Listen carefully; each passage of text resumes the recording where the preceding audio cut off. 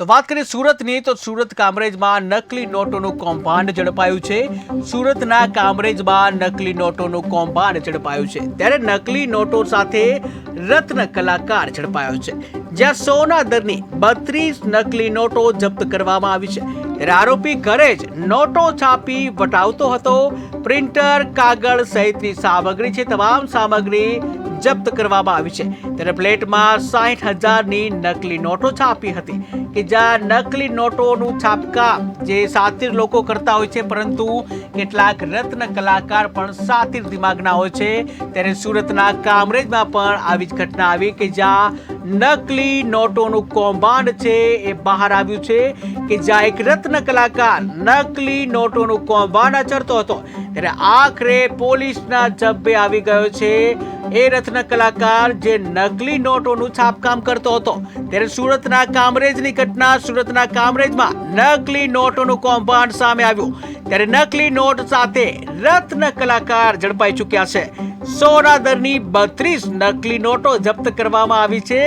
આ સાથે જે આરોપી ઘરે જ નોટો છાપી અને વટાવવાનું કામ કરતો હતો, આ સાથે જ નકલી નોટો માટે વપરાતું મટીરિયલ, સામગ્રી જે પ્રિન્ટર, કાગળો સહિતની તમામ સામગ્રી છે, તમામ સામગ્રીને જપ્ત કરવામાં આવી છે।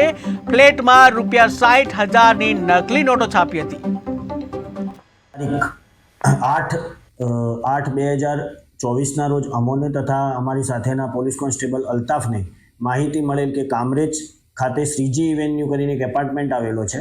એ એપાર્ટમેન્ટમાં કરણ ગુરુવંતભાઈ વાઢેર નામનો માણસ બનાવટી નોટો બનાવીને બજારમાં વાપરે છે, જે હકીકત આધારે રેડ કરતા કરણ ગુણવંતભાઈ વાઢેર 506 શ્રીજી એવેન્યુ કામરેજવાળો પકડાઈ ગયેલો અને તેને સાથે રાખી તેના ઘરમાં સર્ચ કરતા 500, 200 અને સોના દરની કુલ 200 નોટના બંડલ, ટોટલ 214 નોટ 60,000ના અંકિત મૂલ્યની, તેમજ કટિંગ કરવાની બાકી હતી એ પ્રકારની 230 નોટ 3 દરની 500, 200 અને સોના દરની, જેની કિંમત અંકિત મૂલ્ય થાય છે 76,000, કુલ 1,36,000ની નોટો, તેમજ એ નોટો છાપવા માટેનું પ્રિન્ટર, એ પ્રિન્ટરમાં વાપરવામાં આવતી ઇંક અલગ અલગ કલરની, તેમજ નોટો કટિંગ કરવા માટે વાપરવામાં આવતા કટર, પછી એના ફૂટપટ્ટી વગેરેનો સામાન, તેમજ આરોપીના મોબાઈલ મળી કુલ 20,600નો મુદ્દામાલ અને 1,36,000ના અંકિત મૂલ્યની નોટો રિકવર કરવામાં આવેલી છે અને કાર્યવાહી કરી કામરેજ પોલીસ